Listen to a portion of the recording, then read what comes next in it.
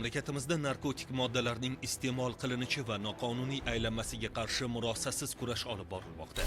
Jumladan Davlat xavfsizlik xizmatining chegara qo'shinlari va Sirdaryo viloyati bo'yicha boshqarmasi hamda bojxona organlari xodimlari hamkorligida o'tkazilgan tezkor tadbirda Tojikiston Respublikasidan kontrabanda qilingan katta miqdordagi narkotik moddalar to'xtatib qolindi. Xususan, siz nimaga bu yerga keldingiz? Yukni olish. Qanaqa yuk? Sitkadan narkotiklar joylashgan olish. Setka bu yoqdami? Qaysi tomondan harakatlanib kelayotdingiz? O'rga ko'chadan kirib keldim. Bu tarafdan. Yoqqa bo'layotdim, oldin soldatlar mashinasi o'tgandan keyin yoqqa yugurdim, yoqqa katta mashina keldi, endi yoqqa majbur boshqa. Demak, uni ko'rgan mana chegara xizmati xodimlari bor. Kamera orqali kuzatib turdik. Harakat boshlandi. Simdan o'tdi. Bular ikki edi bu tomonda. Mana bu yo'lga kelib, bir-biriga uloqtirdi. 6 ta qopda jami simni buzib kirdi, ushladik. Olingan ma'lumot asosida hodisa sodir bo'lgan joyini ko'zdan kechirish harakatini amalga oshiramiz.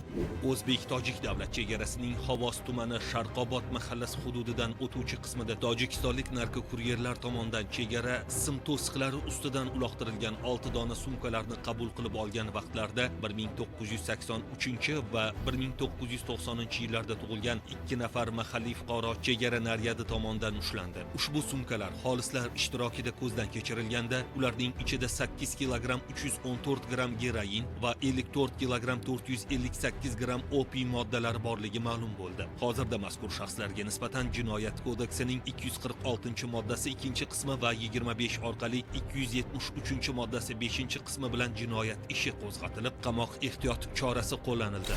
Surxondaryo viloyatida kuzatilgan holatda esa O'zbekiston Respublikasi Davlat xavfsizlik xizmati xodimlari tomonidan giyohvandlik moddalarini noqonuniy aylanuvi kontrabanda realizatsiyasiga qarshi kurash ma'nosida o'tkazilgan tezkor tadbir davomida Termiz Sariosiyo katta avtomagistral yo'lining chetida tezkor kuzatuvga olingan O'zbekiston Respublikasi fuqarosi 1 kilosidan 12 narx yo'ldan kelishilgan shu giyohvandlik moddasini alternativ vositasiga joylab, shu pullarni olmoqchi bo'lgan vaqtida tezkor xodimlar tomonidan o'qotilib, ko'zdan kechiriladi.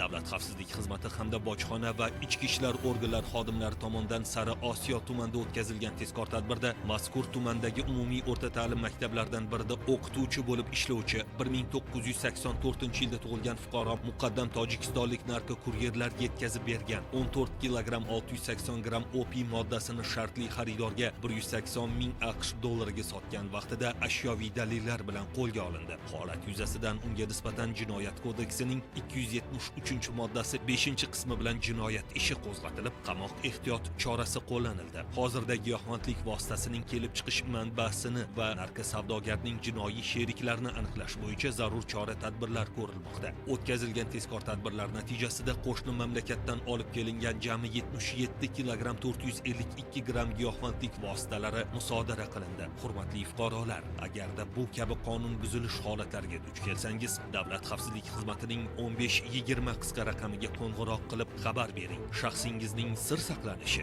kafolatlanadi. Unutmang, millat gena fondini giyohvandlik xavfidan himoya qilishga har birimiz mas'ulmiz.